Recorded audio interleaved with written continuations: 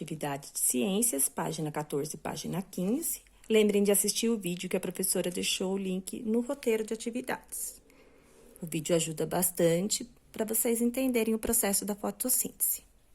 Para que o processo da fotossíntese ocorra, a planta necessita de água, do gás carbônico e da luz. A água, a planta vai absorver através das raízes dela, né? A água a gente molha o solo e a raiz da planta vai absorver a água através das raízes. Ela também precisa do gás carbônico, que ela vai retirar do ar, e precisa da luz.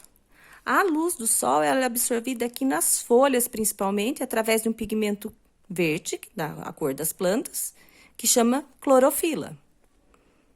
Então, as folhas são a principal parte das plantas onde acontece a fotossíntese. Então, a clorofila está principalmente nas plantas, aqui a representação da água sendo absorvida pelas raízes, o gás carbônico do ar, a planta devolve oxigênio para o ar, e a glicose, que é o alimento. Então, a planta faz a fotossíntese e transforma essa água, a luz do sol e o gás carbônico, a planta transforma em glicose para ela se alimentar e em gás oxigênio que ela devolve para o ambiente. No interior do corpo da maioria das plantas, há vasos condutores, que são estruturas semelhantes a tubos.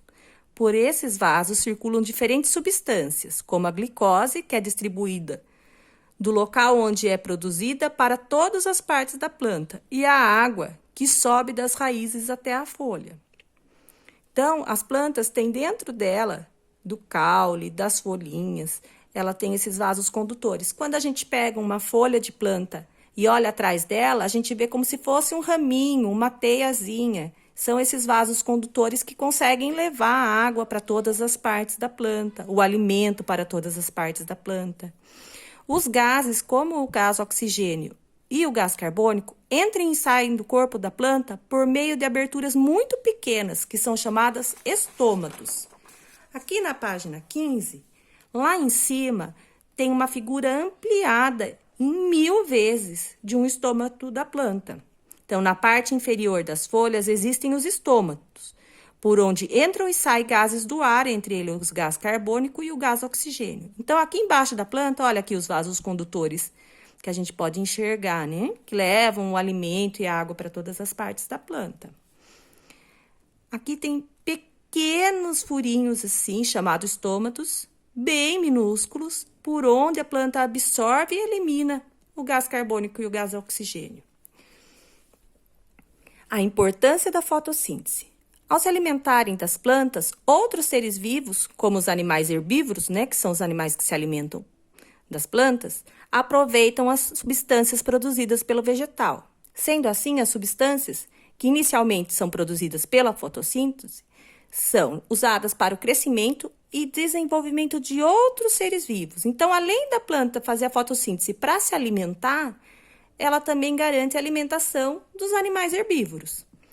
Além disso, durante o processo da fotossíntese, as plantas repõem constantemente o oxigênio da atmosfera.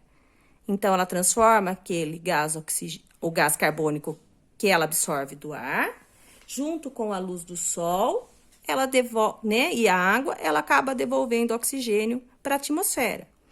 E esse gás oxigênio, ele é usado pela maioria dos seres vivos, inclusive pelos próprios vegetais na respiração, inclusive dos próprios seres humanos. Nós dependemos do oxigênio para respirar. Então, de maneira simplificada, podemos dizer que todos os seres vivos dependem da fotossíntese para viver, porque a gente depende do oxigênio. E quem vai produzir o oxigênio para a gente é a planta através da fotossíntese. E como para haver fotossíntese é necessário luz, é possível afirmar que o sol é a fonte primária de energia na produção dos alimentos. Então, lá no começo da cadeia alimentar, que nós estudamos nos outros capítulos, que fala que os animais herbívoros se alimentam das plantas e depois os carnívoros se alimentam dos herbívoros. Então, o começo da cadeia alimentar sempre tem uma planta. E a planta sempre depende do sol. Então, ele é a primeira fonte de energia da nossa alimentação. Sabia que, além das plantas, outros seres vivos fazem fotossíntese? Muitas algas também têm clorofila e produzem o próprio alimento. As algas marinhas são responsáveis pela produção da maior parte do gás oxigênio do planeta. Então, fora as plantinhas que a gente vê, as algas marinhas também estão produzindo oxigênio, a maior parte de oxigênio do planeta. Agora, a atividade que nós vamos fazer hoje. Observe essas mudas de árvore plantadas em lugares diferentes. Qual delas não vai se desenvolver? E por quê?